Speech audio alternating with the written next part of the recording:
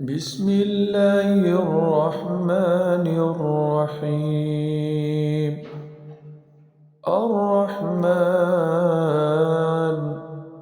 علم القرآن،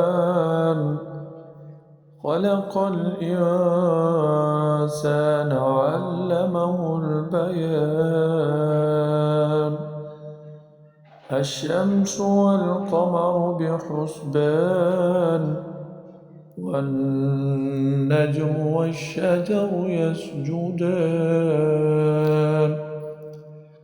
والسماء رفعها ووضع الميزان،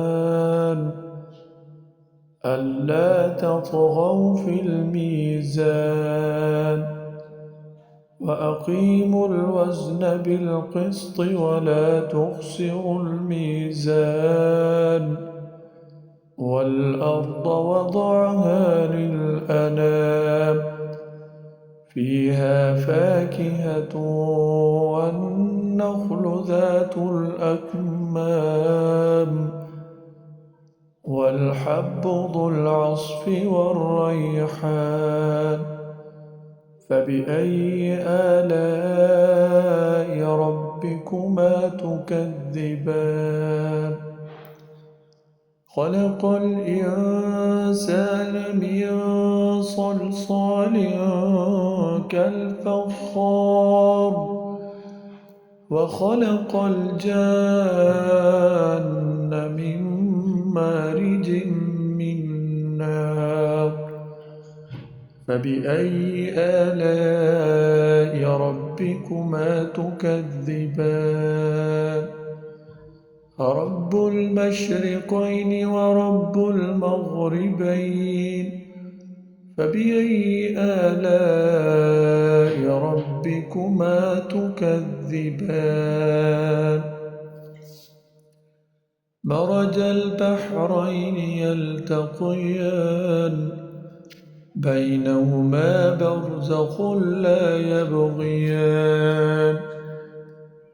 فبأي آلاء ربكما تكذبان؟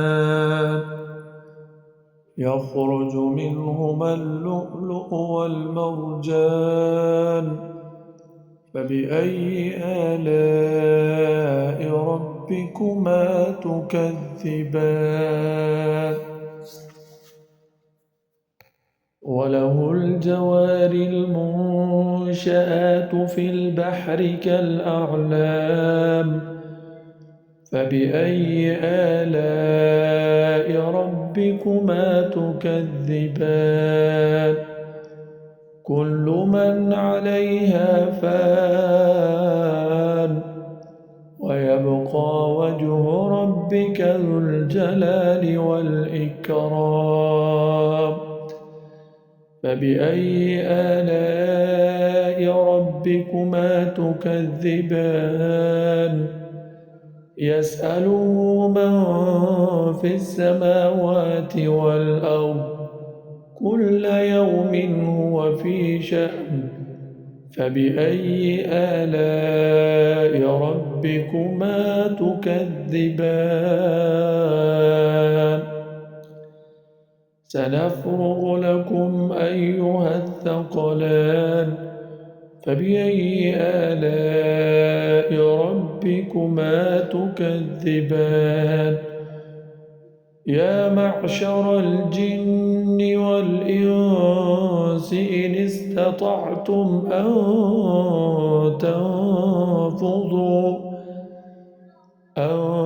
تنفضوا من أقطار السماوات والأرض فانفضوا، لا تنفذون إلا بسلطان. فبأي آلاء ربكما تكذبان؟ يرسل عليكما شواظ من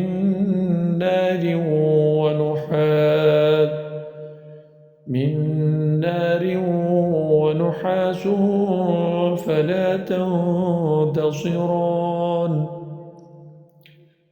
فبأي آلاء ربكما تكذبان فإذا انشقت السماء فكانت وردة كالدهان فبأي آلاء ربكما تكذبان فيومئذ لا يسأل عن ذنبه إنس ولا جان فبأي آلاء ربكما تكذبان يعرف المجرمون بسيماهم فيؤخذ بالنواصي والأقدام فبأي آلاء ربكما تكذبان هذه جهنم التي يكذب بها المجرمون يطوفون بينها وبين حميم آن فبأي آلاء ربكما تكذبان ولمن خاف مقام ربه جنتان فبأي آلاء ربكما تكذبان ذواتا أفنان فبأي آلاء